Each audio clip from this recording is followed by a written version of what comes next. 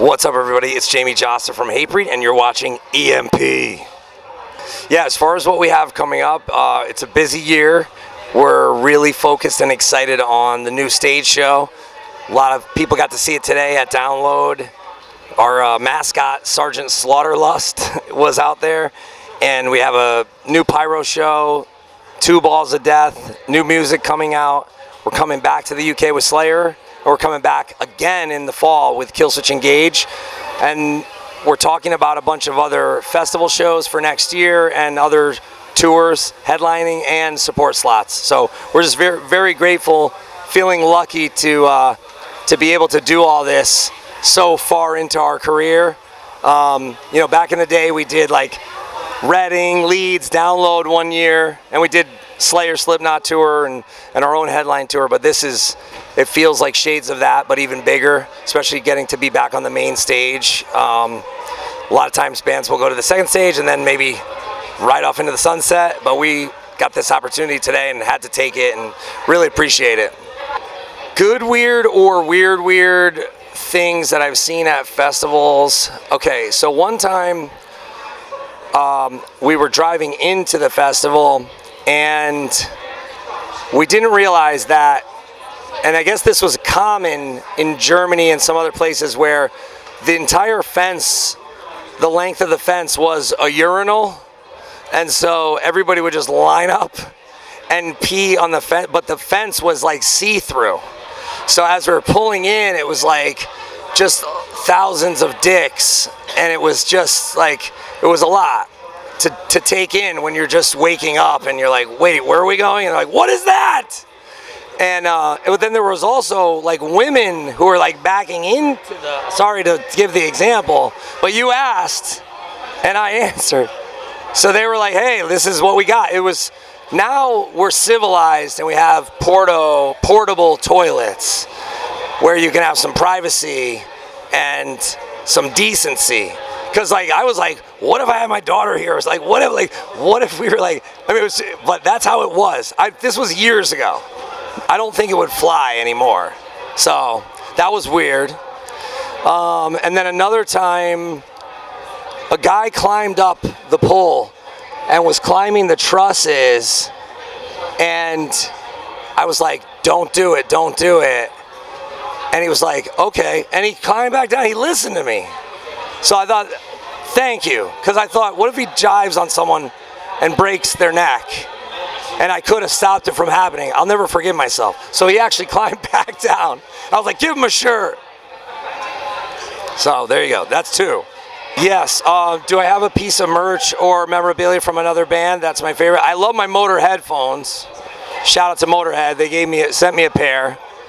And I have a great Megadeth hoodie that's super comfortable, and I always try to find that brand of hoodie. Of course now I forget the brand, but I might not want to shout out the brand, because then what if other bands go and buy them all up, and they buy up the blanks, and then I don't get them? So I should maybe keep the trade secrets to myself, but shout out to Megadeth for giving me that hoodie when we toured with them, and I love my my Dave Mustaine wristband. I had 2. I had to give one away to a fan who really wanted it. Or I might have sold it, because I think I didn't want to give it away, so I was like, you got to give me something for it. Or I traded it, I can't remember, but I saved one, and I love it. You could sweat like gallons of sweat, and it'll soak it all up. So really, shout out to Megadeth for the quality garments. A comfort movie or TV series that I like to watch? You mean like a guilty pleasure, or like a rewatch? For whatever reason, I just love Total Recall. I don't know why. And I love Terminator. I'll always rewatch that if that comes on. But recently, I went back and I watched this movie, The Descent. Have you ever seen that? So if you guys ever go on a trip, don't go cave dwelling into, and don't try to I don't know what they call it. I think it's called like spelunking or something, where it's like, they go into like and it's very claustrophobic. But I watched it with my daughter, and she was like, that was terrifying, but it was awesome. But there's 2 different endings. There's like a doomed up ending, and then there's like a more sort of like hopeful ending. So you could kind of choose your own ending if you want, depending on which version you rent. But as far as like a rewatch TV show, I did go back and watch the first season of Dexter with my daughter, and that was pretty good. I remembered it being pretty good, and then we rewatched it, and I was less annoyed with Deb, because I think Deb was a little annoying when I originally watched it, and I was like, I think I like Deb now. So that was cool. I don't know if you guys thought Deb was annoying, but some people, okay, see? So I'm not being, okay, thank you for that. You were happy when Deb died? Wow. No, it got weird. I tapped out. I'm like a one season. Spoiler alert. Spoiler. Now you got to watch like Dexter Reborn, Dexter Unforgiven, Dexter Holy Wars. I don't know. There's like a million new Dexters coming out. Wow, if I got stuck in the universe of the last video game, I'm going to really date myself and sound like a fucking dinosaur right now, but one of the last games I played was Excite Bike from the original Nintendo, which that wouldn't be a bad universe to be stuck in, because you'd just be riding a motorbike, jumping on ramps and jumping over pixelated hills and shit. But yeah, our bass player Matt Vachon from Shadows Fall, he's got like one of those systems where you can put 20,000 games into one and you could just play it on the bus. So I love all those old school, like Zelda would be cool, right? I mean, yeah, that or Zelda. Too very old. I'm old. I don't know what to tell you. I'm old.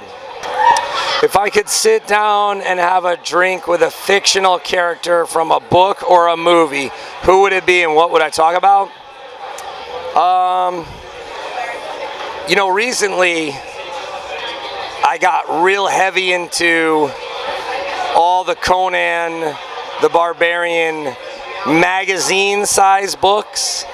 Like it was basically like the comics that were too extreme for the kids, like back in the late 70s and early 80s, or it might have been mid 80s. And then from there, I went and I got a bunch of the L. Sprague, I'm probably butchering their last name, but, and Robert E. Howard books. So, and they still hold up. They're amazing. I know some people say they're kind of like problematic, but everything that was from like 1920 or 28 or 1928 or 1930 was somewhat problematic. But the writing is great, and yeah, I would love to have a conversation with Robert E. Howard, just because his whole story is very tragic. I think when his mom died, he ended up taking his own life.